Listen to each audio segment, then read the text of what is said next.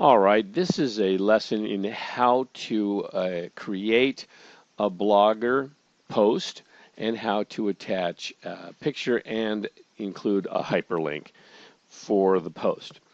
So first of all, I've gone to my B-Day Tech blogs. This is the main page that I use, or the main blogger page that I use. I'm going to create a new post, and I'm going to do a couple of things here. And the story I'm going to grab is from Al Jazeera, and it's a technology piece about a bionic hand which allows amputees to feel with prosthetic fingers, which is sort of like becoming a cyborg. So what we're going to do is I'm going to ask my students about this. Would you want a bionic hand to replace a lost limb? Kind of an interesting question. Okay, I have written a few more lines here, and what I've done is I've said a couple of things that I want my students to read and think about. Now the next step is to go get the hyperlink for the story and to get a picture for the story so that it goes on the front of my post. The story I'm linking to is this one right here. Bionic hand allows amputee to feel with prosthetic fingers. The story's link is here, so I'm going to copy it, go back to my blogger page, and at this point I'm going to click on link. And two things. One, when I paste the URL here, it will also appear up here, but I could write some text up here first, and then when I paste it, it would only show up here and I wouldn't have to delete. So since I know what I'm going to talk about is, I'm going to say click here to read the Al Jazeera story and to blog.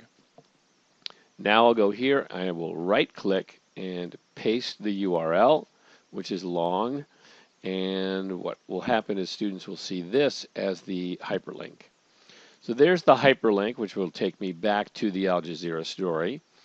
Now what I want to do is I want to add a picture. So to do that involves several steps. First off, we want to go get the picture. I'm going to right click, save the image. I'm going to give it a name, and I'm going to put it in my downloads folder. And I'm just going to call it AJ Hand for Al Jazeera Hand. Save the picture. It's now in my downloads folder.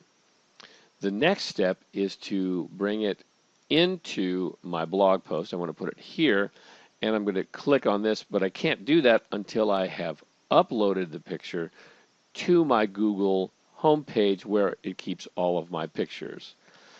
That's under Photos. Here's the place, Photos. And then I have a series of albums, and that's where we're going to want to put it. Okay, the next step is to keep your pictures organized. I like to use albums, and what I want to do is I want to put the picture I have in this album here called Web Logos. So now what I need to do is add the photo that I've downloaded. I'm going to click to open the file browser, and here under Downloads, Date Modified, it's the most recent thing I've put in the download folder. So there it is. It's now being imported into my web album. There's the picture. I'm going to add this picture, but I'm not going to share it or do anything like that. I'm just going to skip this.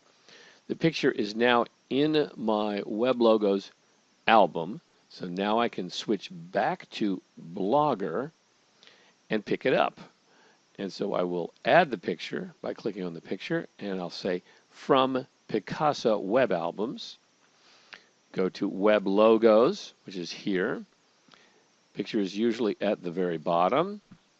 There's the picture I want. I'll click on it, say Add Selected. Picture has now been included into my blog post.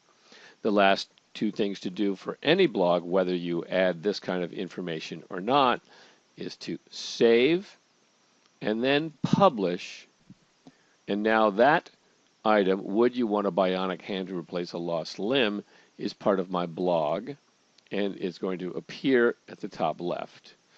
So there's the new item for today, and that's how we've gotten the picture and the link, and here's a link to the story. And that's what students will use to read